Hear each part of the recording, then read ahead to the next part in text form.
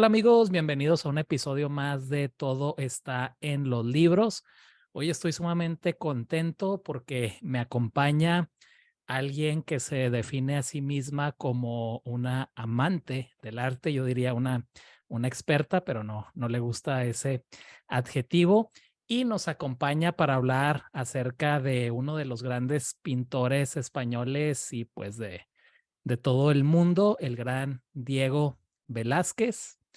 Y ella es Ili Troncoso. ¿Qué tal, Ili? ¿Cómo estás? Hola Luis, ¿cómo estás? Qué gusto, muchas gracias por la invitación a Todo está en los libros. Yo también feliz de estar aquí contigo.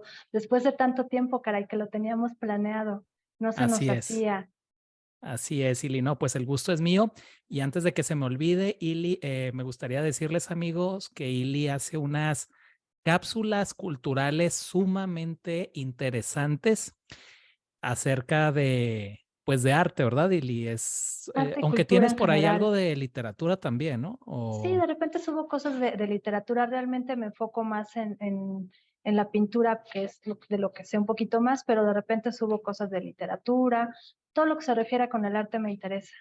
Datos Ah, curiosos sobre todo, y son cápsulas pues muy cortitas, muy accesibles, como para que en 5 o 10 minutos te enteres de cualquier tema importante en relación claro. al arte. Y bueno, amigos, Silly nos acompaña desde la Ciudad de México y la pueden buscar en Instagram y en Facebook como Cultura Ilimitada, ¿verdad? Y Así es, sí. ilimitada con Y Y LY, ajá, exacto. y latina LY ilimitada. Así que Así es, sí.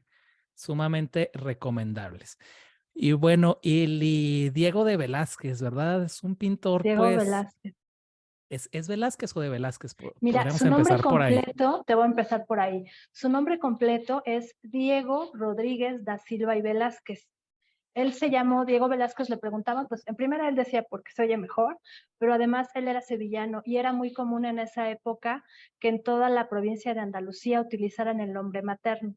Entonces, pues, Diego Velázquez se le quedó. Así lo conocemos ya todos.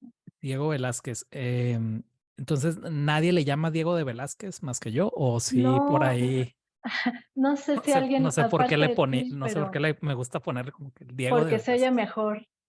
Sí, ¿verdad? Porque se oye mejor. Sí, no, mira, en algún momento él sí firmó con el apellido, o sea, con los dos apellidos de su mamá, que Mm, eran Da Silva y Velázquez, pero en realidad el Rodríguez nunca la usó. A lo mejor de ahí se te quedó el D, probablemente. puede ser. Oye, Ili, te voy a hacer una pregunta que puede parecer muy tonta y muy simple, pero tú como amante del arte, ¿por qué es tan famoso Diego Velázquez? Uy, pues es que Diego Velázquez, yo creo que es uno de los más grandes maestros de una de las más grandes épocas de la pintura, que es el barroco. Yo creo que fue un pintor muy universal que hizo de todo, no nada más. Mira, Diego Velázquez es muy conocido porque fue el pintor del rey, de Felipe IV, pero antes de ser pintor de la corte, Diego ya hacía bodegones, hizo paisajes, hizo retratos, muchísimos retratos, e incluso hizo autorretratos. Hizo mucho arte también mitológico, hizo arte religioso. Y fíjate qué contrastante que un autor que pudo pintar obras mitológicas también pudo ser tan bueno también pintando obras religiosas. Yo creo que a él le ayudó mucho la influencia que tenía de los autores italianos, de Caravaggio y de todos ellos. Y también, situándolo temporoespacialmente, pues fue un precedente de todos los pintores impresionistas. Manet, por ejemplo, decía que no había ningún pintor que fuera tan bueno como él. Bueno, Picasso lo admiraba muchísimo, que ya sabemos que Picasso pues nada más se admiraba a sí mismo y párale de contar. Eh, Dalí lo admiraba mucho, entonces yo creo que es un referente para toda la pintura universal. Su técnica es extraordinaria y además vimos una evolución de él muy constante, tanto en su primera etapa como yo marco un parteaguas en la obra de Velázquez, sus primeros años cuando trabajó en Sevilla y después lo llaman como pintor de la corte.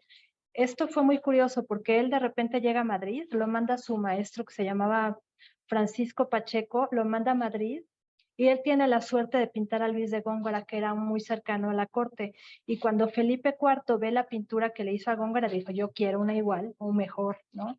Entonces lo llaman como pintor de la corte, muy jovencito, tendría unos 20, 24 años, y ya que estaba ahí, le sugieren que haga un viaje a Italia y en ese momento yo marco su parteaguas, porque entonces imagínate lo que es para un pintor de 24 años llegar a los museos vaticanos y ver la obra de Miguel Ángel y ver todas estas pinturas extraordinarias.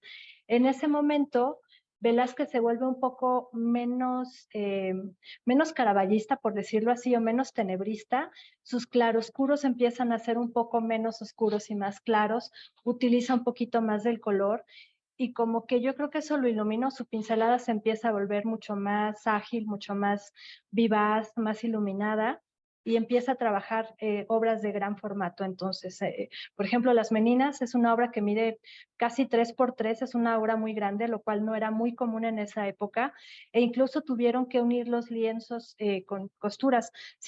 Bueno, no te puedes acercar muchísimo, porque ya acabas de estar tú en el Museo del Prado y ya viste que no te puedes acercar tanto, pero si pudiéramos hacer un acercamiento, Bueno, me se ven acerqué para incluso, tomar una foto nada yo más. sé que es el mejor robo que pudiste hacer en tu vida, caray. La iba a poner ahí en Facebook, pero no sé si luego en Facebook hay problema ahí pero bueno. Quién sabe, fíjate que a mí la única vez que me han dado mi cuenta de Facebook de baja fue cuando subí a Courbet, Los Orígenes del Mundo. Alguien me reportó, yo creo, y me dieron de baja por faltas a la moral. Pero bueno, ni hablar. Vivimos en épocas medievales. Así es, así es, Luis. Oye, dijiste muchas cosas y tengo pues muchas preguntas. Te digo, yo soy un ignorante del arte. Mencionaste que Velázquez fue una influencia de los impresionistas. Yo Así nunca he es. entendido nunca he entendido muy bien qué es el impresionismo y qué es el expresionismo. No sé si nos puedas hablar un poquito de eso. Sí, mira, el expresionismo y el impresionismo son muchas corrientes que se generaron principios de los años 20. Todos los sismos son como corrientes alternas. El impresionismo es una corriente que a mí me gusta muchísimo porque se crea como una alternativa. Bueno, antes de que existiera la fotografía, voy a empezar por ahí. Los pintores estaban muy obligados a representar la realidad. Vemos muchos paisajes, muchos bodegones, retratos. En el momento en que se crea la fotografía, más o menos coincidentemente con el desarrollo del impresionismo, los autores empiezan a tener la libertad de pintar las cosas no como son, sino como ellos se las imaginan o como las sienten. Y justamente esto es el impresionismo. ¿Qué impresión me da a mí lo que estoy viendo? Una de las obras impresionistas más importantes o más relevantes es justamente Impresión del Sol levantándose de Monet.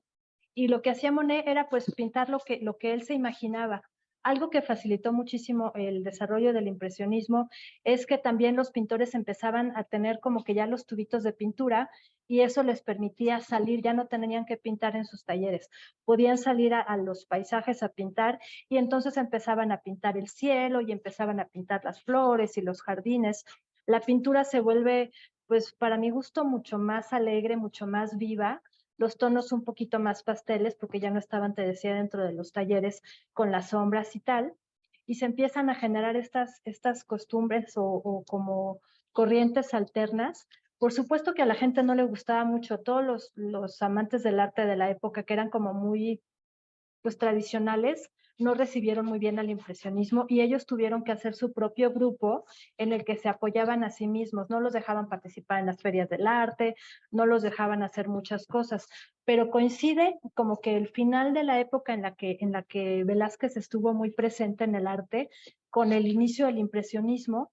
Se dice, yo no estoy de acuerdo con eso, pero se dice que las últimas obras de Velázquez tienen mucho de impresionismo y eso de alguna manera lo hizo referente para todos los autores impresionistas, para Manet, para Monet, incluso para los postimpresionistas, para Van Gogh, para Bernard Rizzo, para todos ellos.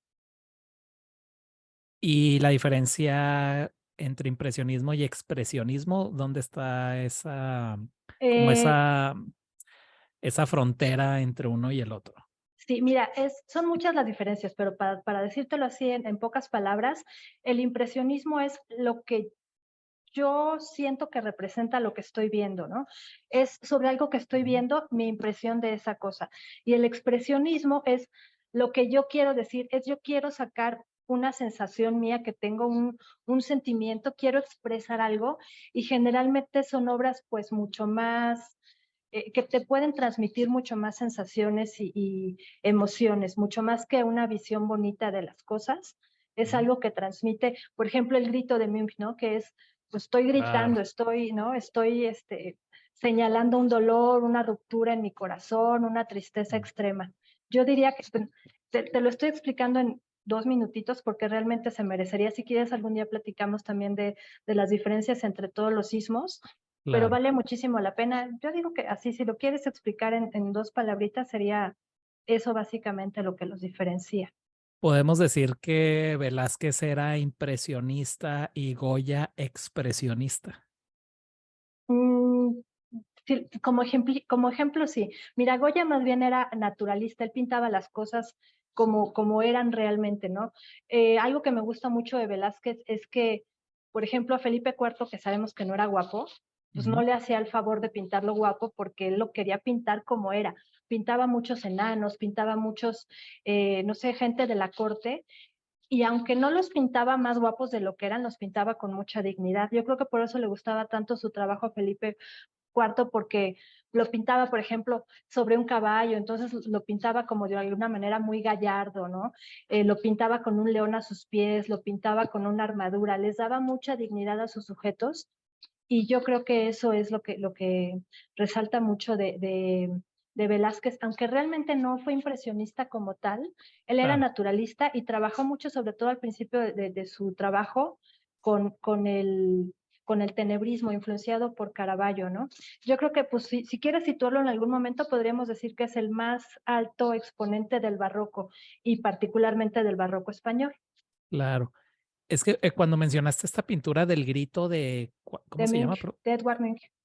Sí, que es pues bastante famosa.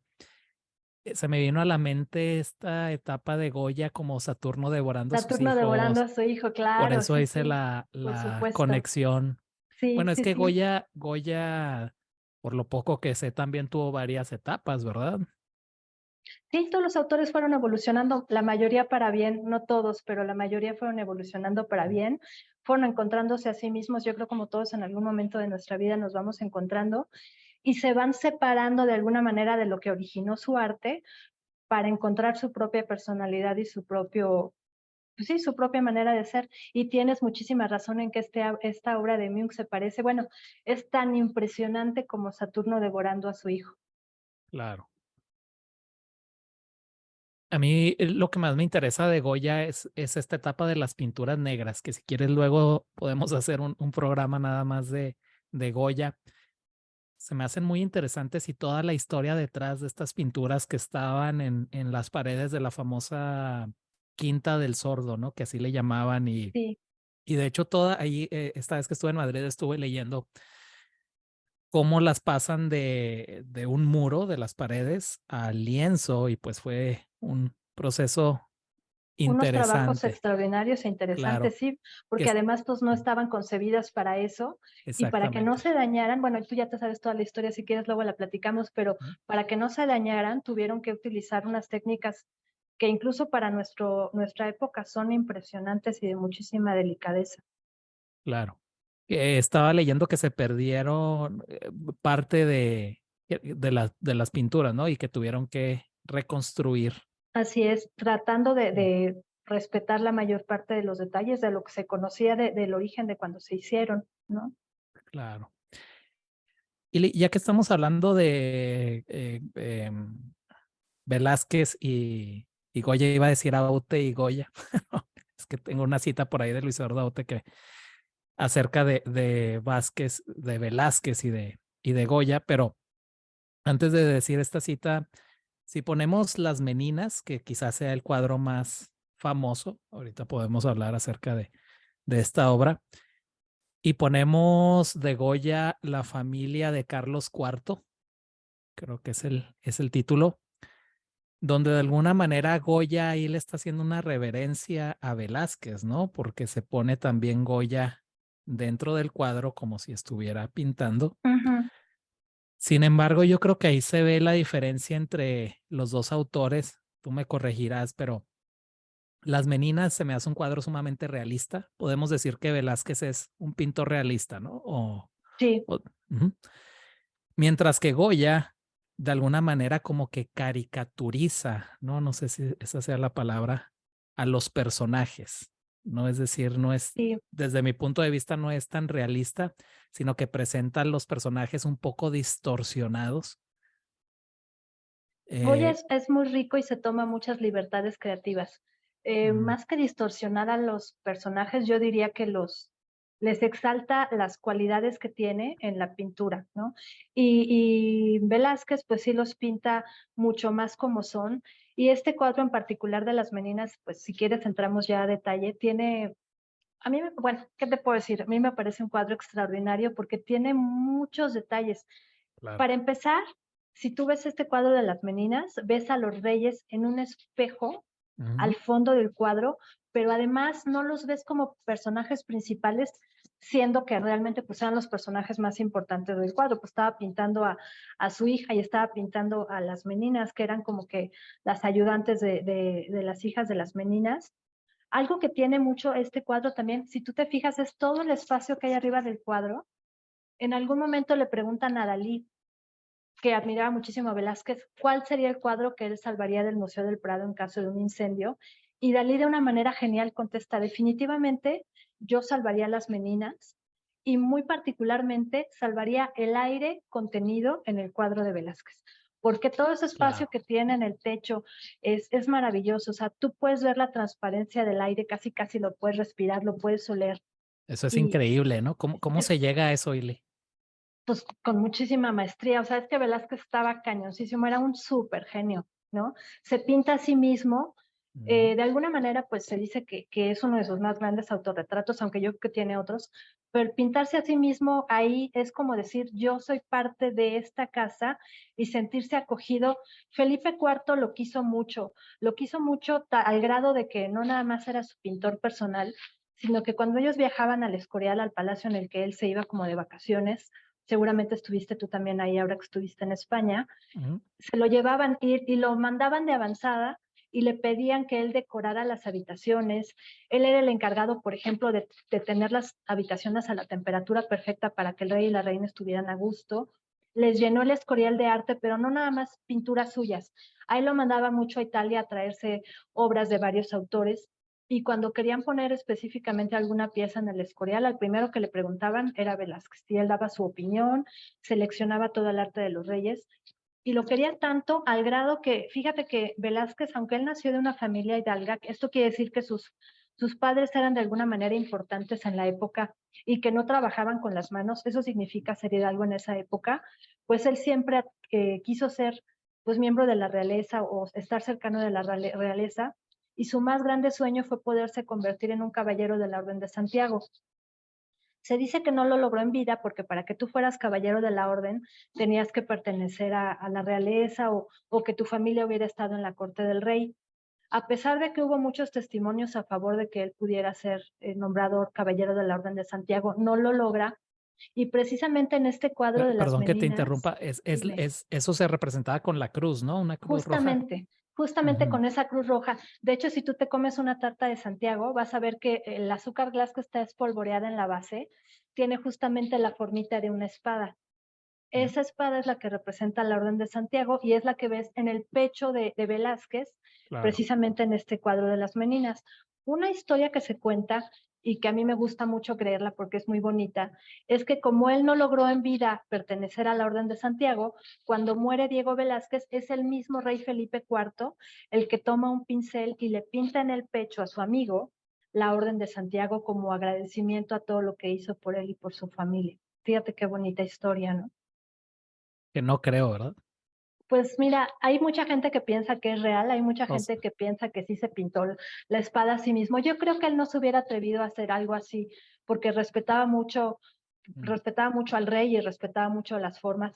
Seguramente lo soñó muchísimo y, bueno, no sé, y, a mí me gusta pensar y que sí fue alguien, Felipe IV el que claro. lo pintó. Porque Ok. además sí hay pruebas de que esa espada se pintó por lo menos años después de que él terminara el cuadro, ¿no? Ah, muy bien. No sé si Francisco de Quevedo, que creo que sí es de Quevedo, él sí Él sí es de pertenecía a Quevedo. la Orden de A la Santiago, Orden de ¿no? Santiago, sí, igual que Mm, muchos escritores de la época. claro. Sí, que no era tampoco una condecoración muy fácil de tener, porque te digo que tenías que haber pertenecido, o gente de tu familia tenía que haber pertenecido pues a la nobleza o haber tenido un alto grado militar, pero Y aparte de buen escritor, Quevedo era muy buen espadachín, dicen.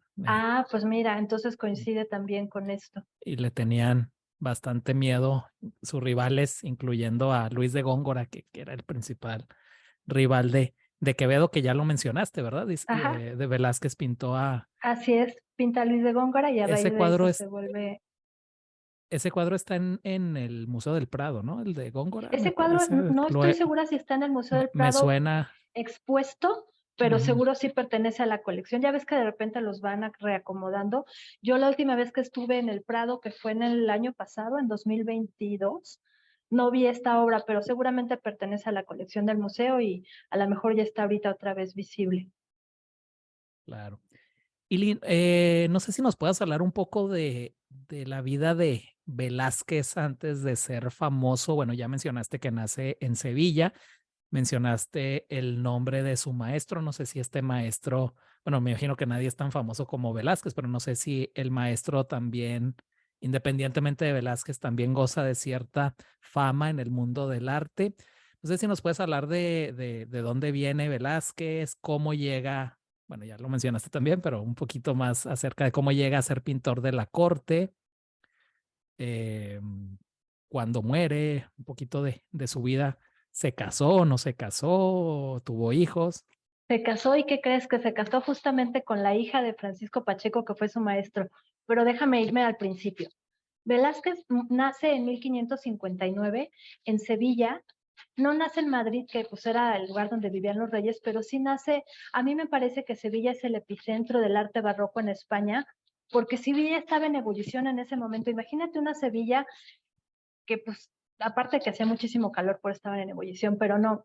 Sevilla estaba muy cerca de la costa y eso permitía constantemente el flujo de comercio entre la Nueva España y España. Entonces Sevilla pues sí se convirtió en el epicentro pues, tanto de las artes como sobre todo del arte barroco. Ahí estaba Zurbarán, ahí estuvo Velázquez, había muchísimos, Murillo también estuvo en Sevilla. Entonces, pues en este lugar nace Velázquez, le empieza a gustar mucho el arte y entonces su papá decide que lo van a inscribir al taller de esta persona que te digo que se llamaba Francisco Pacheco, que justo no es tan conocido como Velázquez, pero sí es un referente, por algo lo inscriben ahí, ¿no? Pacheco tenía dos hijas y precisamente Diego Velázquez se casa con una de ellas, tiene dos hijas con ella y empieza pues a trabajar mucho con él, por supuesto. No se sabe si se casa muy enamorado o porque así se utilizaba en esa época que tú te casabas con la hija de tu maestro, pues ese tipo de matrimonios arreglados de alguna manera. Y es gracias a la colaboración que él tuvo con Pacheco en el taller de Pacheco que lo mandan a Madrid a pues tratar de colocarse de alguna manera como pintor oficial en la corte. Regresa a los pocos meses, no con mucho éxito, pero te decía que ahí conoce a Góngora y le hace un cuadro a Góngora, que en cuanto lo vio Felipe IV dijo, yo quiero conocer a este muchachito. Para este entonces él ya tendría unos 24 años, ya estaba casado, y quiero conocer a este chico que hizo este retrato de Góngora y quiero que me pinte a mí. Y la primera consigna que le da es, píntame como soy, o sea, quiero que tú sientas mi personalidad, que nos conozcas y que de alguna manera me pintes tal cual soy, porque él estaba muy acostumbrado a que lo embellecían, ¿no?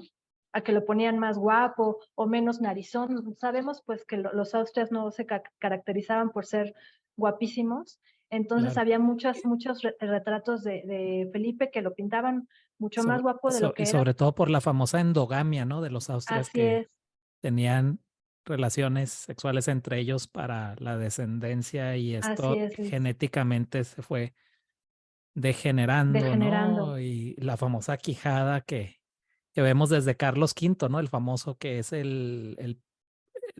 bueno, era nieto de los reyes católicos, pero como que es se puede considerar el primer Austria, ¿no? Carlos V y ya es la descendencia hasta Carlos II, que Carlos II es este rey totalmente deforme, ¿no? Sí, que ya te ves toda la quijada así, y, sí, Ujú. como decimos ahora los quequis, ¿no? Los quequijadón. O sea, ya eso. Bueno, así decimos acá en la Ciudad de México, no sé si sea nada más chiste local. Oye, Eli, te interrumpí. Entonces, Entonces pinta Góngora y eso de alguna manera es como que su boleto a... Ese es su boleto de entrada a a la corte en España, Madrid, Ujú. Madrid en lo particular. Y entonces, de repente también, ¿quién era? Rubens, me parece que también estaba como apoyándolo mucho. Traían un poquito de pique Rubens y él, pero también lo apoyó mucho. Y Rubens es el que le sugiere que se vaya a Italia y que empiece a ver la obra de los grandes maestros, que además, bueno, Velázquez siempre admiró muchísimo a Caravaggio, por eso pintaba sus obras así también con tanto claroscuro y este tenebrismo característico de Caravaggio. Muchas de las primeras obras de Velázquez se parecen, por ejemplo, a Narciso en el sentido de que hay mucha oscuridad y solamente un rayo de luz ilumina el personaje principal o lo que se quiere destacar de la obra. Y en el momento en el que Velázquez llega a Roma, dice, Dios mío, ¿qué he estado haciendo toda mi vida? ¿Por qué no había yo podido ver esto? ¿Qué luz es esta? ¿Qué personajes son estos? ¿Qué manera de trabajar el pincel? ¿Qué manera de trabajar los colores? Empieza a imprimirle un poco más de amarillos a sus obras, más azules, más rojos, más vivacidad.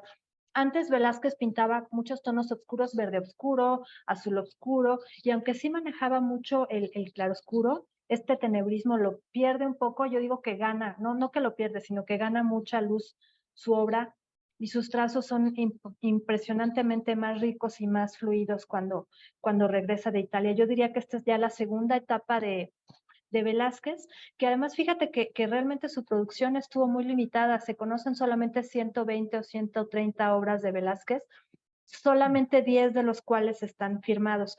Esta es otra de las cosas que él aprende estando en Italia. En Italia aprende varias cosas. Aprende pues a pintar a la prima, que es una manera de pintar en la que, a la primera, ¿no? A la prima. Yo hago un trazo y como me va quedando, ya no lo vuelvo a retocar. Pensé que Esto decías es, que a su prima, me estoy imaginando. no, Muy sí, bien. también Mi seguramente pintó lenguaje a su del arte es prima. muy limitado. Ok, a la primera. A la primera, exactamente, esto quiere decir a la prima. Te lo juro que Ahorita te sí, pues, digo, estaba pensando en su prima, pero bueno. tal vez también pintó a la prima, o por lo menos a la prima del rey seguramente la pintó, Ujú. porque pintó a toda la familia del rey. Esto de pintar a la prima es algo que él se trae de Italia. Y Ujú. otra cosa que es otra cosa curiosa de Velázquez, les empieza a copiar que ellos no firmaban sus obras. En realidad ellos no las firmaban porque la mayor parte de las piezas que pintaban en Italia pues eran para el Vaticano, eran pues obras encargadas por el Vaticano, entonces ahí lo que importaba era pintar a Dios y pintar a los santos y a los ángeles, y no tanto la firma del autor.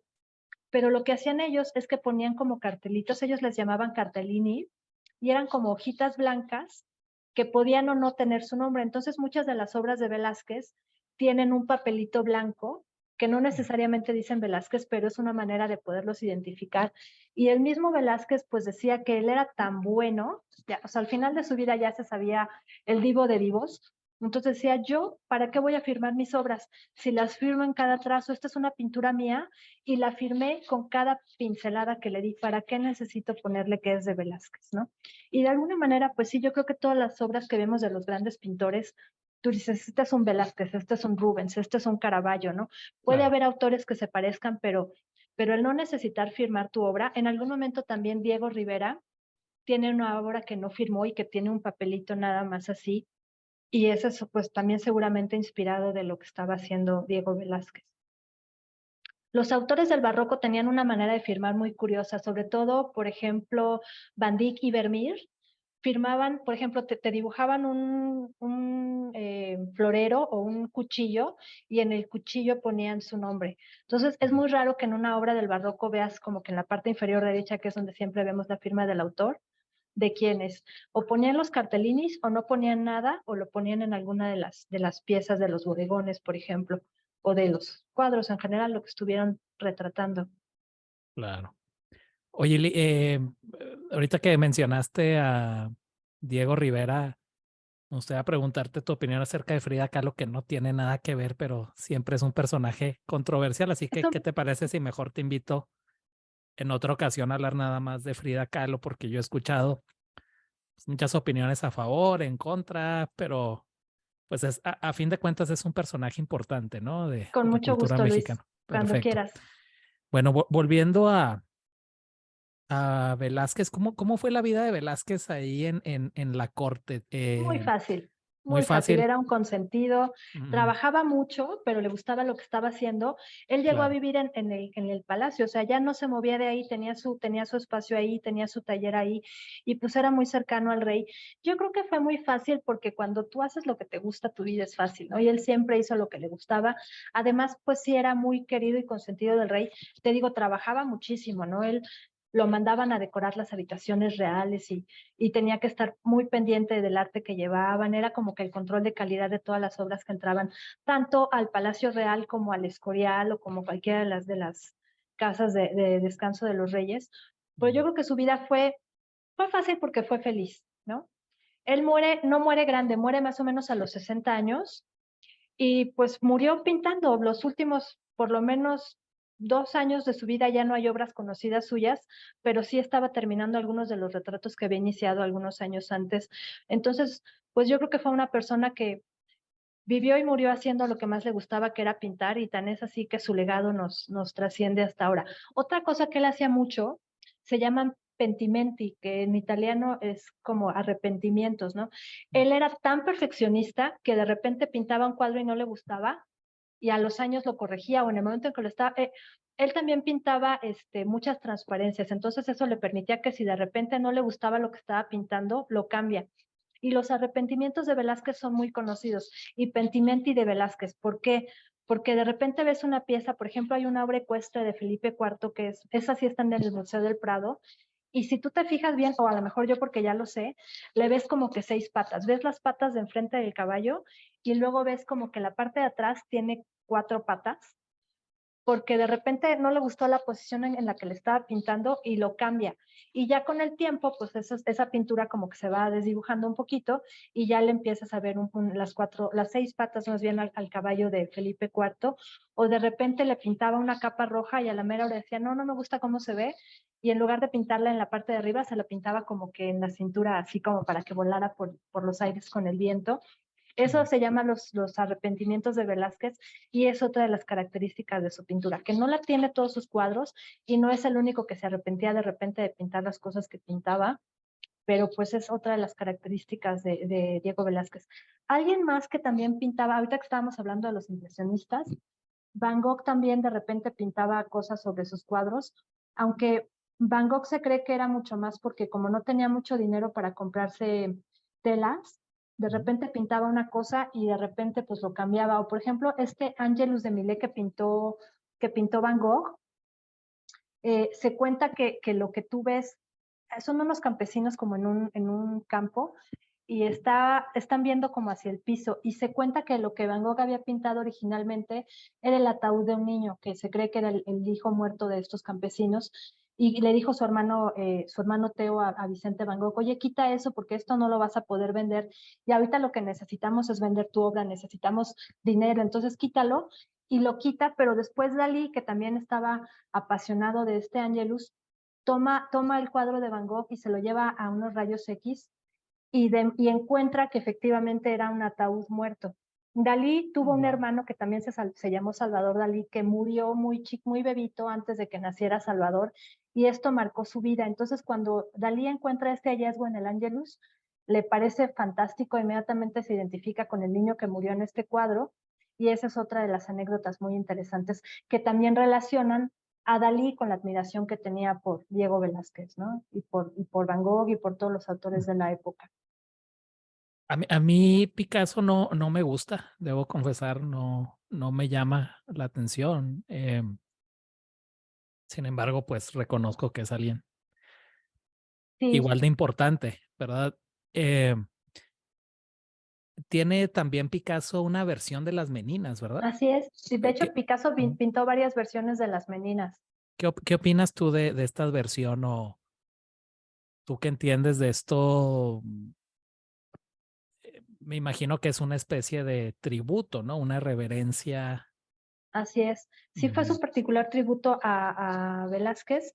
Y fíjate que Picasso yo creo que es un autor que efectivamente, como dices tú, lo amas o lo odias, ujú, pero yo sí lo amo, y creo que para amar a Picasso necesitas también entender por qué pintaba como pintaba. Eso de claro. que tú dices de repente, pues esto hasta yo lo hago, pues igual y sí, pero tú no eres Picasso. Picasso decía de sí mismo que que él había empezado pintando muy bien. Tú ves los primeros trabajos de Picasso y son, para la edad que tenía, 15, 16 años, son unas obras maestras que a lo mejor yo no colgaría en mi sala, pero pues están muy bien hechos. Y él dice que él nació pintando como maestro y le tomó toda su vida llegar a pintar como niño, ¿no? Porque realmente Claro, pues lo que claro. él hizo fue, muchos pensamos que es involucionar, pero yo creo que fue una evolución hacia quién él era realmente y al final pues fue congruente con lo que él buscaba y con lo que él Y creía. cómo percibía la realidad, ¿verdad? Eso es lo... Así es, así Y es. de alguna manera te enseña que la realidad pues no es absoluta, es relativa. Es decir, que Sí, cada quien justamente. la puede interpretar de maneras distintas, Y ¿verdad? todos tenemos diferentes ángulos, ¿no? Pues como que de alguna manera la manera de existir del cubismo es precisamente ver las cosas como si las vieras a través de un espejo roto, que a lo Claro, mejor puede parecer muy fácil, pero a ver, ¿no? Pinta tú una cara vista a través de un espejo roto. Y la así de... producción de Picasso pues fue también impresionante. Yo creo que una de las mayores legados de Picasso también fueron sus convicciones y por ejemplo este cuadro de Guernica que pinta para representar los horrores Claro. de la guerra, Ujú. pues tiene muchísima trascendencia. Así decía Ramón del Valle Inclán, creo que su literatura era como observar la realidad a través de un espejo cóncavo, algo así parecido. Em, no sé si tú conoces Cuenca, que yo estuve ahí un par de No, semanas, que nunca he estado en Cuenca. es interesante que es una de las cunas del arte abstracto. Tienen uno de los museos más importantes de Europa, cuya historia la conocí, pero no recuerdo muy bien, pero hubo un artista que fue quien fundó este Museo de Arte Abstracto y está en esta parte alta de la ciudad donde están las casas colgantes. Bueno, que hay una discusión ahí que si son colgantes o colgadas, creo que no les gusta que uno diga casas colgadas, pero bueno, las casas colgantes se dice que son los primeros rascacielos de Europa, que son estas construcciones medievales justo en una de las laderas. Pero sí es interesante que es una de las cunas del arte abstracto, te encantaría. Ah, pues a ver Este, si me lo pongo ahorita, me lo estoy anotando en mi bucket list. claro que sí. Incluso me imagino que tendrán algún tour virtual o algo así. Uno de los artistas que más me gustaron, eh, ya se me fue el nombre, se me fue me gustó tanto que ya se me olvidó. ¿Español? Español, que no sé si el hermano es cineasta. Ay, ay, ay. Mm, Saura, Ah, el hermano de Saura. Carlos Saura, Bueno, no ¿será? sé si es el hermano pero Ajá. seguramente es de la familia, pero tiene ahí varios cuadros. Mira, vamos a salir de dudas. Sí, justo te iba a decir para que no nos Igual esto, despertemos a las 3 de la mañana. Así, ¿quién sería? sí, igual estoy diciendo una burrada o algo así, pero según yo es Saura.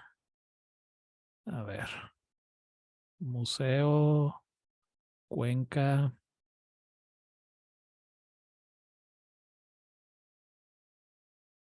mm, pero sí te recomiendo Cuenca. Ahorita me lo estoy No apuntando. es un destino muy turístico. Bueno, como lo es, puede ser Madrid o Barcelona, pero es mi parte favorita de España. A ver, Antonio Saura. No voy a Antonio anotar. Saura. Sí. No sé qué relación tenga con Carlos Saura, pero me imagino que, digo, no creo que haya Pues por lo muchos. menos parientes sí han de ser. Ujú. Em, Así es, que dice aquí que también fue escritor. Pero bueno, así que muy recomendable. Cuenca, de ahí es José Luis Perales. No sé si te gusta José Luis Ah, Perales. qué bien, sí me gusta mucho. ¿Todavía vive José Luis Perales? Todavía vive, pero ya no en Cuenca. Ya. Sin embargo, la casa de él en Cuenca ahora es un restaurante y es impresionante. También está en una ladera y con unas Ajá. vistas impresionantes. Creo Pues vi que él tus ahora, fotos y sí se me antojó, pero con esto que me dices se me antoja más. sí, sí, no, Cuenca a mí me encanta y sobre todo, fíjate que ponen mucho énfasis en el arte abstracto, como que sí es una cuna, pues me imagino que poco conocida. para los que no estamos muy familiarizados con el arte. Oye, volviendo a Velázquez, mencionaste el tenebrismo, ¿verdad? Esto tiene que ver con el claroscuro y es una de Justo. las características del barroco. No sé si nos puedas hablar un poquito de esta característica, por qué se usaba tanto el claroscuro, el tenebrismo. Bueno, yo siempre relaciono el barroco con la Edad Media. Bueno, la Edad Media en España fue más o menos del año 500 a 1492, mientras que ya en el barroco ya estamos hablando del el siglo XVII, 16, ¿no? 17. Ajá, 16, finales del 17, 16, principios del 17. de Pues mira, 1500, sí, sí, el siglo XVII. sí, Y, y, ujú, y para mí el barroco es como una vuelta de alguna manera de la Edad Media que siempre se relaciona con el oscurantismo. No sé si esto del claroscuro tenga qué algo que ver. interesante lo que dices. Sí, mira, entre el medievo y el barroco pasaron muchas cosas. Entre ellas, El pues pasó el Renacimiento, Renacimiento, claro. el Bajo Renacimiento, el Quattrocento, el Cinquecento en Italia, los grandes pintores italianos, David, Miguel Ángel, el mismísimo, ay, se me acaba de, ¿cómo es posible? Da Vinci, ¿no? El mismísimo Da Claro. Vinci. Todo eso pasó en este periodo. Después del medievo, pues surge el Renacimiento, que fue como un arte muy luminoso, muy pegado a la Ujú. religión. Después del Renacimiento están los manieristas, que era una especie de exageración del Renacimiento. Las figuras eran muy alargadas, muy perfectas. Tú ves una obra manierista y dices, wow, o sea, yo en mi vida he visto un hombre así. ¿No? ¿Dónde están que me los presenten? Eran figuras muy perfectas.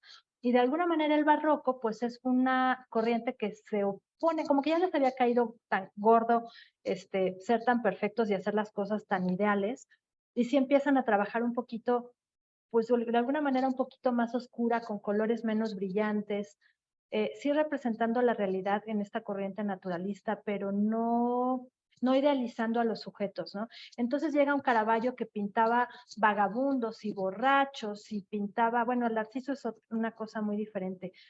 Pintaba, por ejemplo, Narciso es una de las pocas obras que son muy simétricas del barroco y particularmente de Caravaggio, pero Caravaggio te pintaba gente sin dientes, te pintaba prostitutas, ¿no? A Caravaggio, el mismo Caravaggio fue un delincuente, Caravaggio robaba, era delincuente y estaba muy cercano de estas personas, y entonces pues él representaba lo que veía, aunque a muchas personas no les gustaba. Después a todos estos autores les empiezan a encargar obras también para las iglesias y para los castillos y tal, y entonces empiezan un poquito a cambiar sus tendencias. Pero qué interesante lo que dices, Luis, porque efectivamente el barroco, aunque es una consecuencia del Renacimiento, Ujú. marca una diferencia muy brutal entre los autores renacentistas y los autores barrocos, ¿no? El barroco pues se desarrolla no nada más en España y en Italia, sino también, por ejemplo, en todos los Países Bajos.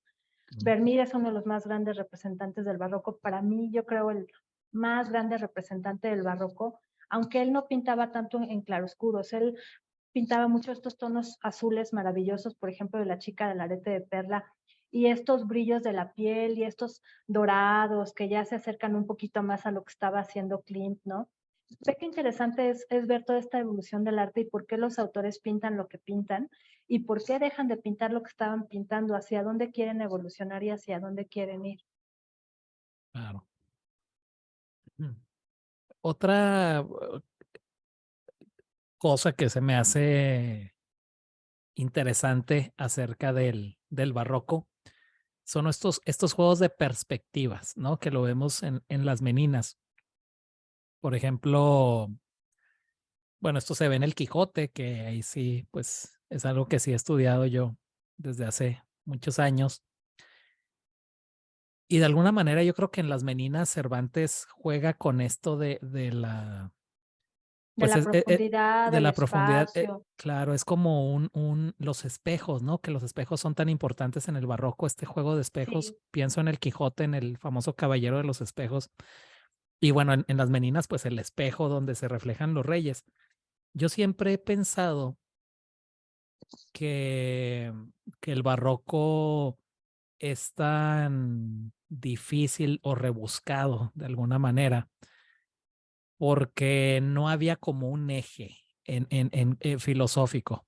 Pero esta es una interpretación mía. Por ejemplo, En la Edad Media, pues el eje era Dios, ¿no? Un eje filosófico, un eje religioso y todo giraba alrededor de Dios. En el Renacimiento, pues el eje es el humano, ¿no? El humanismo. Todo gira alrededor del humano, del ser humano. del ser humano. Y yo creo que había ejes porque había unas instituciones políticas muy bien fundamentadas. En la Edad Media, la Iglesia Católica, y en el Renacimiento, pues no tanto la Iglesia, pero sí, pues los reyes, ¿no? Quizás políticamente estaban estables en España, pues la época de los reyes católicos y posteriormente Carlos V. Luego llega la Contrarreforma, ¿no? En España y tenemos a Felipe II, una época políticamente estable a pesar de todos los problemas, pero luego llegan los Austrias menores, ¿no? Que ahí es donde está Felipe IV y ya todo se cae, ¿no? Son muy malos gobernantes. Y al caerse todo, de alguna manera, como que el arte explota, ¿no? Pero no hay esta base, es decir, no está Dios como centro del universo, No hay una pero tampoco, directiva, ¿no? exactamente, pero tampoco está Ajá, el humano, pero surge este gran arte porque mezcla lo humano con lo divino, ¿no? tienes toda la razón, sí. Se hace rebuscado. Pienso, por ejemplo, en Lope de Vega, que este otro dramaturgo y poeta, que como poeta va de lo humano a lo divino, ¿no? Estos extremos. Y yo creo que esto se ve en Góngora, ¿no? También, que creo que Góngora también fue sacerdote, ¿no? Que pues, se me está viniendo a no No lo estoy cien sé, por Luis, ciento pero sí seguro, era muy pero tenía cercano a la algo, corte, era no algo, sé exactamente qué. yo creo que tenía algún, no sé si se llaman título religioso, quizás Un cargo un religioso puede cargo, ser, ¿no? sí. Ujú. Entonces siempre como que están entre lo humano y lo divino y esto lo hace un arte muy rico. Yo creo que esto tiene que ver también con las perspectivas, ¿no? Porque no se ve el arte dentro de una perspectiva divina, sino tampoco totalmente humana. Y bueno, volviendo a a las meninas, como yo lo interpreto, que yo creo que aquí es donde Velázquez es un rebelde, cuando tú ves el cuadro de frente, de alguna manera, es como si tú fueras el que entras a esa realidad, es como si tú eres el que Exactamente. entras a ese cuadro, que eso se me hace impresionante y Ese eres de juego de alguna manera, miradas, claro, y eres de ajá. alguna manera tú el que se refleja en ese espejo, Y pero a a la quien vez, están viendo y a los quienes están personajes, viendo, ¿no? pero ahí ya puso al espectador, es decir, al hombre común o a la mujer común, como decimos nosotros de a pie, ¿verdad? A la misma altura de los reyes, ¿verdad? Sí, Porque es como si tú fueras el rey, el que está entrando y el que se está reflejando. Entonces yo creo que ese juego de perspectivas es sumamente interesante y eso lo hace un rebelde que yo no sé en su tiempo si alguien le habla, no creo, pero si alguien le habrá reclamado o los mismos reyes o no lo entendían quizás, ¿no? No sé qué opinas tú yo creo de que él eso. hacía cosas y fíjate qué interesante todo lo que dices, Luis, a pesar de que dices que no sabes de arte, por lo Ah, menos tus interpretaciones son muy certeras y muy cercanas a las cosas. ¿Qué mm, sensibilidad tienes para percibir al artista? Porque efectivamente Velázquez sí fue un mm, rebelde controlado porque pues, él tenía que darle gusto al claro, reino, pero fue un rebelde en el sentido que fue un precursor, él hizo muchas cosas que antes no se hacían. Eh, por ejemplo, representar este juego de verte a ti, el espectador de una pintura, como si fueras uno de los personajes del cuadro. Hay un meme que a mí me da mucha risa porque te ponen a las meninas y te mm, dicen, ¿y si el meme fueras tú? O sea, si el que estamos viendo fueras tú. Sí es claro, algo que sí se usaba en la época que los personajes de repente, desde la Mona Lisa, ¿no? Te voltean a ver a ti e incluso claro. caminas y te siguen con la mirada, pero él hizo muchas cosas que antes no se hacían. Si tú te fijas, las meninas, el centro de las meninas está en la parte baja del cuadro. Todo Ujú, lo que ves en la parte superior es aire y el techo del taller, que realmente no es lo más importante que tú quieres mostrar. Lo que él hace, por ejemplo, con la infanta que está representando con su cacharrito de barro, ese cacharrito es un cacharrito de barro mexicano, además, que se cree que tiene chocolate y era porque la tenían posando tantas horas ujú, le tenían que llevar su cacharrito con chocolate para que pudiera aguantar tantas horas ahí posando la infanta. Y esto es una manera que él tenía de representar también que él era de Sevilla y que Oye, pero Sevilla perdón que te interrumpa, pero yo nunca había escuchado esto del chocolate, pero qué interesante porque ahí ya estamos hablando de la interacción con América, ¿no? Es decir, justamente a ya se eso iba había Luis. conquistado. Sí, Qué ya se había interesante. conquistado y además, como te decía hace unos minutos, La Sevilla globalización de aquellas épocas. y Sevilla era, pues, por su cercanía al mar, no era Madrid en ese momento el puerto más importante de comercialización con la Nueva España, sino que por Sevilla llegaba todo el comercio de pues, que ahora es México o América, vaya, hacia España. Y seguramente él vio eso y no sabemos a ciencia cierta por qué lo pintó, pero mi interpretación de esto es que era su manera de decir, yo soy sevillano y estoy aquí presente, y el comercio que pasa por Sevilla o desde la Nueva España por Sevilla y hasta Madrid y hasta Los Reyes, lo estoy representando en esta obra. Sí, fue alguien que le daba muchos toques propios a sus pinturas. También algo bien interesante de Cómo se le Velázquez. habrá ocurrido? Me Pues era imagino, un genio. bueno, Yo creo que imagínate cuántas, o sea, no había celulares, no había muchas cosas. Entonces imagínate a un claro. Velázquez cuántas horas acostado en su habitación esperando que le hicieran un encargo nuevo, pues todas las cosas que se le iban Y ocurriendo, ese juego con más. las perspectivas, obviamente influenciado por lo que estaba pasando en el barroco, ¿verdad? Con estos juegos. Sí. No, las perspectivas de Mm. Velázquez son maravillosas, no nada más en los retratos que hacía de la corte, sino en los paisajes.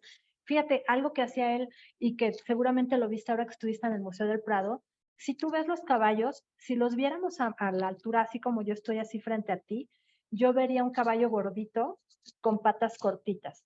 Pero él era tan genial que sabía que esos cuadros iban a estar pintados, colgados hacia la altura del Escorial, por ejemplo, o del Palacio del Rey, y entonces los pinta de una manera que si yo los veo de abajo hacia arriba, veo un caballo perfecto, cuando en realidad es un caballo rechonchito y con patas Wow, demasiado cortas para la realidad.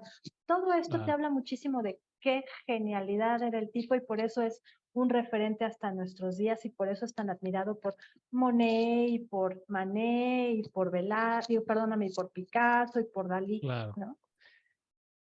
A mí, yo me acuerdo que un profesor hace muchos años me contó que cuando él visitaba las Meninas, no sé en qué época sería, ahí en el Prado tenían unos espejos, me parece, no sé si los espejos estaban detrás, entonces no sé cómo están acomodados, pero podías apreciarlo mejor. Algo que me sorprende de estas grandes obras ahí en el Prado es que, pues sí hay cierta seguridad, ¿verdad? Pero uno las tiene tan a mano que, digo, Dios no lo quiera, algún loco por ahí, Uy, sí. que Ya ha pasado, le ¿eh? puede, me imagino que ha pasado, ¿no? Pero del que les puede aventar un Un, frutzi, un, un frutzi, no, o sea, no sabes yo cómo estoy indignada ahora que han estado aventando latas de sopa. Y mira, claro, entiendo mucho, por supuesto que un respeto el frutzi. movimiento, ¿no? Un Mm, frutzi, sí, un Warhol, ¿no? Una lata de sopa de claro. tomate, ¿no? Sí, me Mm. parece que es bien importante la concientización que están haciendo estas personas que avientan latas de sopa a las obras, pero pues qué culpa tiene la Gioconda, ¿no? O qué culpa tiene un O Van Gogh, ¿no? pintarrajear las Ajá, no, catedrales y sí, todo eso, no, claro. terrible. Ay, no, bueno, como amante del arte te puedes imaginar cómo estoy Pero en eh, la, contra de la, todo eso. la Mona Lisa está blindada, ¿verdad? La Mona Lisa está detrás de un vidrio y además no Mm, te puedes ni acercar, está tan claro. lejos de ti que no te puedes ni acercar. Esta persona que cometió el acto vandálico entró Mm. fingiendo que necesitaba usar una silla de ruedas y esto le permitió acercarse lo suficiente a la Mona Lisa para poderla llenar de sopa. En realidad no la dañó porque pues, está detrás de un cristal y pues lo que logró pues, fue ser visto y ser tal. La mayoría de las piezas que han sido vandalizadas últimamente afortunadamente han estado protegidas o las limpian de inmediato y no han sido dañadas, pero pues sí está Y la muy Mona Lisa fue terrible. robada, ¿no? O La Mona algún, Lisa se la robaron hace muchos años y luego la recuperaron. Es una de las piezas de arte más famosas. Yo creo que también por eso está tan protegida en el Museo de Louvre, porque, y y si la además habrán los, recuperado. pues no sabemos si esta sea la que es o no, ¿no? Pero a Oye, lo mejor sí. claro. Oye, detrás de Goya hay pues mucho misterio, ¿no? Con esto de la maja vestida, y la maja desnuda, que quién es, etcétera. ¿Con Ajá. Velázquez también hay ese tipo de historias o no tanto? No, Velázquez pues realmente sí pintaba, o sea, lo más misterioso puede ser de las obras de Velázquez fue todos los trabajos que él hizo alrededor de la mitología, por Mm, ejemplo, cuando pintó a Baco, cuando pintó a Aracne, pero así alguna historia truculenta de sus obras, de que quién es la maja de Goya, pues no. Mm, Lo que sí es claro. interesante platicarte de Goya es que cuando estaba en la sala de la persona que le encargó a la maja, de repente tenía invitados y sacaba la maja desnuda, ¿no? Perdóname, a la maja vestida, y cuando se iban los invitados sacaba la maja desnuda. Y sí hay todo, hay que hacernos un capítulo de Goya porque estaría muy Claro. interesante, porque sí hay toda una historia de quién es esta mujer y por qué la encargaron así y por qué la vistieron al final del día o por qué. Y hay hasta películas, ¿verdad? Creo que había una con Penélope Cruz, me parece, Ah, pues estaría buenísimo creo verla. que sí. Oye, Ili, me gustaría si nos puedes hablar, por favor, no sé cómo andes de tiempo. Ajá, unos minutitos más nos Sí. podemos quedar con mucho gusto, Luis. Sí. Hay dos pinturas que me gustan mucho, aparte de las meninas. Una es Los Borrachos. No sé si nos puedas, bueno, que no se llama Los Borrachos o sí se llama Los Borrachos. Pues lo conoce como Los Borrachos y esta, Claro, fíjate qué interesante, es una de las obras que él hizo todavía en su periodo sevillano. Y si te fijas, vas a notar que es como más oscura y menos ordenada que lo que él ya hizo en su periodo de Madrid. En este cuadro, pues él representa la realidad de lo que estaba viendo y pues sí, o sea, este y hay otra que se llama Los Aguadores, que son como que las obras más importantes de él de su periodo de Sevilla todavía, antes de que empezara a hacer pinturas de corte y pinturas y retratos de los reyes y cosas así. Otra de las obras que también me gusta mucho de su periodo sevillano es La Coronación de la Virgen, que es sí. espléndida y espectacular y yo creo que es muy sutil en sus trazos, por eso me gusta tanto. Bueno, para pintar a una virgen tendrías que ser muy sutil y yo creo que él lo logra magistralmente en esta pieza. Una obra que a mí me apasiona, aparte de las meninas, es El Cristo de Velázquez. Ajá. Muy, ese, por ejemplo, yo lo siento muy manierista porque si te fijas está como muy estilizado y algo que me gusta mucho de su Cristo en particular es que no lo hace parecer que está sufriendo tanto, porque Claro, los pintores anteriores y sobre todo los de Renacimiento eran, mira, o sea, cómo se murió por ti, cómo sobre sufrió todo y los de cómo la le dolió. Contrarreforma, Ajá, o sea, todo eso, porque eso era como propaganda, ¿no? sí, fíjate Para que la fe. con el saco de Roma pasaron muchas cosas y después ya que llega Lutero y todo este arte empieza a diversificarse mucho, pero sí la pintura religiosa pues era muchísimo de, ya que, o sea, por ejemplo, todo lo que tú ves, incluso de este santo que quemaron en la parrilla de San Lorenzo, pues Ujú. como, o sea, hay obras que efectivamente lo representan así ardiendo y sufriendo y retorciéndose de Y dolor, Velázquez presenta un Cristo muy humano, ¿no? muy humano, muy cercano a ti, Claro. pero no necesariamente doliéndose o que tú te tienes que arrepentir de todo lo que él hizo para morir por ti, ¿no? Unamuno, no sé si conozcas el famoso poema El A Cristo Joaquín de Unamuno. Ajá. Miguel de Unamuno. Sí, A ver, dinos un poquito porque el especialista en literatura eres tú. pues lo iba a leer, pero es un poema bastante largo, entonces si quieres leo ahí unos cuantos versos, que es de alguna manera pues, un canto, ¿no? Por así decirlo, a este Cristo muy humano, ¿no? Dice, ¿en qué piensas tú, muerto, Cristo mío? ¿Por qué ese velo de cerrada noche de tu abundosa cabellera negra de Nazareno cae sobre tu frente? Miras dentro de ti, ¿dónde está el reino de Dios? Dentro de ti, donde alborea el sol eterno de las almas vivas. Blanco tu cuerpo está como el espejo del Padre de la luz, del sol vivífico. Blanco tu cuerpo al modo de la luna, que muerta ronda en torno de su madre, nuestra cansada vagabunda tierra. Blanco tu cuerpo está como la hostia del cielo de la noche soberana, de ese cielo tan negro como el velo de tu abundosa cabellera negra de Nazareno. ¿Qué eres, Cristo, el único hombre que sucumbió de pleno grado, triunfador de la muerte, que a la vida por ti quedó encumbrada? Bueno, y sigue, ¿no? Pero Qué así belleza de es, alegorías, ¿no? Y fíjate qué así bien es. lo representa justamente así, ¿no? Sí, Cabello negro, su piel muy blanca. y preguntándose por qué está ahí, ¿no? O sea, es como que el cuadro te despierta esa fe, ¿no?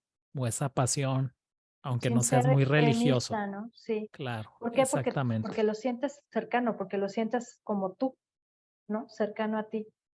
Así es, que bueno, que ese es el Cristo de los humanistas, Ujú. ¿verdad? Porque muchas veces se piensa en el Renacimiento como un movimiento que iba en contra del cristianismo y no fue así. Digo, ejemplo de ello Sí, no. es la Capilla La Capilla Sixtina. Sixtina, claro. Entonces, es simplemente un acercamiento a la religión, pues, humanista. Así es, así es. Sí, y si te fijas, por ejemplo, en el techo de la Capilla Sixtina se ríen mucho porque pintan las pompis de Dios, ¿no? Que uno podría decir, pues qué falta de respeto, pero no, era justamente dotar a las deidades de una característica humana y pues todos tenemos al final del día pies, manos, ¿no? Así es. Y ya para terminar, no sé si nos puedas hablar un poquito de otro gran pintor barroco y qué diferencias o similitudes tiene con Velázquez, que es el Greco. Uy, bueno, el Greco, no me toques ese vals. El Greco Sí. es muy manierista para mi gusto, o sea, yo amo al Greco porque ¿Qué es manierista? Perdón por manierista es que pintan las formas muy idealizadas, es lo que te decía que tú dices, o sea, alargadas. alargadas, Sí. o sea, los sujetos te los presentan no tanto como un ser humano como tú o como yo, sino unas figuras muy perfectas, ideales, estilizadas o musculosas, con una piel que parece como de pétalos. Tendríamos que hacernos un capítulo completo del Greco. Finalmente, pues los dos son autores de la misma época y los dos tienen muchas similitudes, por ejemplo, las mismas perspectivas, el mismo uso del color. Yo creo que los trazos del Greco son mucho más directos que los de Velázquez, ¿no? Si tú ves las pinceladas y si te puedes acercar a un cuadro del Greco, casi, casi puedes ver el pincel por dónde pasó y dónde terminó el Es trazo. como expresionista sería. Sí es un poco más Da- cercano al expresionismo porque, Claro, mira, el expresionismo fue mucho tiempo después, pero sí es claro. muy cierto que el Greco sí pintaba más las cosas como él sentía que como Mm, eran en realidad, y eso es algo muy, muy innovador para su época, ¿no? claro. Sí, pues el Greco ¿Y es otro de mis grandes favoritos. hay algún simbolismo con las figuras alargadas que de alguna manera eso representa que están más cerca de Dios o no? ¿O era simplemente algo estilístico? Es una interpretación muy interesante. Realmente lo que se dice del manierismo es que pues era como que representar a las deidades de alguna manera perfecta, ¿no? Como que ni tú ni yo jamás en nuestra vida, ni haciendo 5 horas de gym al día, vamos a poder ser tan maravillosos y perfectos como ellos. Mm, Pero qué interesante tu interpretación. Probablemente sí era una manera de acercarse a lo divino, ¿no? O yo me estilizo de alguna manera, me estiro hacia los cielos, ¿no? Y puedo llegar a claro. alcanzar y a tocar las nubes y a tocar el cielo, ¿no? Y a estar más cerca de ti. A mí se me hace, digo, por lo poco que he visto del Greco, se me hace más barroco que Velázquez en el sentido de que las pinturas tienen más figuras, más detalles. No, no lo sé, ¿eh? Quizás digo, no he visto mucho, pero lo que he visto como que yo pondría a Velázquez más dentro del Renacimiento y al Greco más dentro del Barroco. Fíjate Pero que bueno, Velázquez no lo sé. está, eh, no, Velázquez está como que un poquito más hacia adelante en el espacialmente hablando. Ujú, Es un barroco ya un poquito más de fines o sea, más tardío, ¿no? claro. Probablemente también pues el Greco tuvo otro tipo de influencias, ¿no? Que no tuvo Velázquez y eso es lo que hace que sus pinturas sean un poquito menos estructuradas o un poquito más recargadas, ¿no? También es cierto que después de que Velázquez regresó de Italia, empieza a utilizar grandes formatos, después de todo lo que vio en la Capilla Sixtina y en los museos del Vaticano, y eso permite también que sus obras tengan como que más espacio, más oxigenación de alguna manera, ¿no? El Greco sí pintaba todo tal vez un poquito más bidimensionalmente que lo que estaba haciendo Velázquez. Me resulta muy difícil hacer una comparación entre dos autores porque si bien pues todos tienen similitudes, son tan diferentes que Claro. yo creo que, y te propongo que hagamos ya me gustó, ya me Eh, gustó, pero te propongo que hagamos otro capítulo sobre el Greco también porque es otro grande y además pues ahora que estuviste en el Prado seguramente empezaste por la sala del Greco Sí, es y correcto. pues Que otro tenían, maravilloso. si mal no recuerdo, tenían ahí unas pinturas de Picasso en la sala del Greco. Y creo que la exposición se llamaba El Greco y Picasso, una cosa así. Que sí, Ajá. que Picasso pues no está ahí, ¿verdad? Picasso está en el Reina Picasso está Sofía, en el me Reina parece, Sofía igual, ajá, igual que como algunos Dalí. Dalí, sí, Mm. sí. Ese es Aunque otro bueno, museo Dalí también. y Picasso están por todo el mundo, ¿no? Bueno, sí, en toda España sobre todo hay muchísimas museos incluso de Dalí. El Museo de Dalí en Figueres es una cosa extraordinaria Mm. y que además se dice de este museo que es el único objeto surrealista que se puede ver desde el espacio, porque es toda pues una manzana completa con un castillo incluso con huevos en las torres y panes y Ah. hay que hacernos un capitulito de Dalí, también estaría súper interesante. Ahora que mencionas a Dalí, creo que una vez escuché en una entrevista que decía que Velázquez tenía un ojo perfecto fotográfico, como que él decía que la fotografía había empezado con Velázquez. Eso decía Picasso de Velázquez. Dalí. Ah, Dalí de Velázquez. Mm. Pues puede ser porque lo admiraba Mm. muchísimo. Y fíjate que justamente en esta casa de Dalí en Figueres, o en este museo de Dalí en Figueres, los techos están pintados con unas perspectivas muy similares a lo que en algún momento hizo Velázquez y seguramente inspirados también en la Capilla Sixtina, porque tú te paras debajo y ves hacia arriba y ves a Dalí y a Gala, pero desde sus plantas de los pies Claro, y como que si estuvieran igual, como decíamos ahorita, elevándose hacia los cielos, ¿no? jugando con estas perspectivas, ¿verdad? Perspectivas maravillosas, sí, qué bárbaro. Que eso pues es algo que no se conocía en la época medieval, ¿no? Por eso en la época No, medieval el arte es totalmente, ¿cómo se diría? Unidimensional. muy unidimensional, con poca luz y muy Mm. Estilizado monotemático y también, ¿no? estilizado totalmente, ¿no? No hay Sí, pues lo figuras que, fidedignas. ajá, por ejemplo, en España y también en Barcelona hay un museo que se llama el MAC, me parece, Museo de Arte, ay, no me acuerdo, pero hay muchísimo arte así como antiguo, también muy religioso, con dorados y unas cosas así, que fueron las que inspiraron a Klimt, por ejemplo, a hacer su periodo dorado. Mm. Bizantino, el arte bizantino, se me estaba yendo el nombre.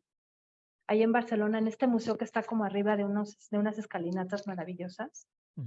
Todo este museo es de arte bizantino y también es una cosa maravillosa y es un periodo, pues sí, muy plano. Si tú te fijas, lo que estás viendo es divino y perfecto, pero todos los santos están así como chatos y no tienen profundidad las obras. Claro. Fíjate que yo no conozco Barcelona. He ido muchas veces a Uy, te España, falta. pero no a Barcelona. Te gustaría muchísimo también. Mm. Oye, Ili, y bueno, pues para terminar, no sé si, bueno, a mí me gustaría terminar con una cita de Luis Eduardo Aute. No sé si te guste Aute y si conoces su obra pictórica, que para mí se me hace, yo lo considero uno Fíjate que de los artistas, de los pintores más importantes del siglo XX españoles, que dicen no conozco nada de Aute. que era mucho mejor pintor que músico, que letrista. Y Sí yo creo que conozco sí. algunas de sus canciones, pero me acabas de dar una noticia, no sabía que pintaba también, me voy a poner a investigar. Sí, de hecho él decía que su profesión era pintor y que lo de la música era un hobby secundario. Pues era bueno, muy, muy buen letrista me parece Sí, Aute. y muy buen cantante. También tenía muy Ujú. buena voz. Y bueno, él decía que Velázquez era el arte eterno, Goya era el arte moderno y Picasso era el arte eternamente moderno. Qué bonito, qué maravilloso. Y decía que de alguna manera que Velázquez representaba la luz y Goya la sombra. Justo, sí. Y Que sobre todo me decían, Velázquez capturó la luz y Goya exploró sus sombras.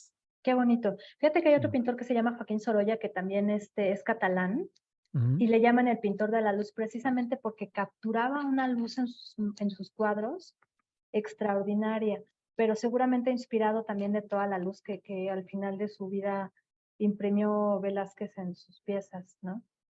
Claro. Bueno, Ili, pues no me queda más que agradecerte. Muchísimas gracias. No sé si quieras agregar algo. Amigos, síganla por favor en Instagram y Facebook con sus cápsulas de cultura ilimitada. Así es, pues nada Muy, más agradecerte muy muchísimo, Luis. recomendables. Te agradezco mucho.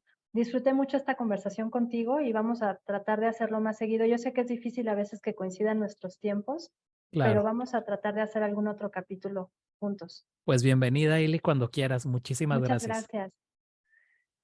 Bueno, amigos, muchísimas gracias. Nos vemos en otra ocasión. Chao, gracias.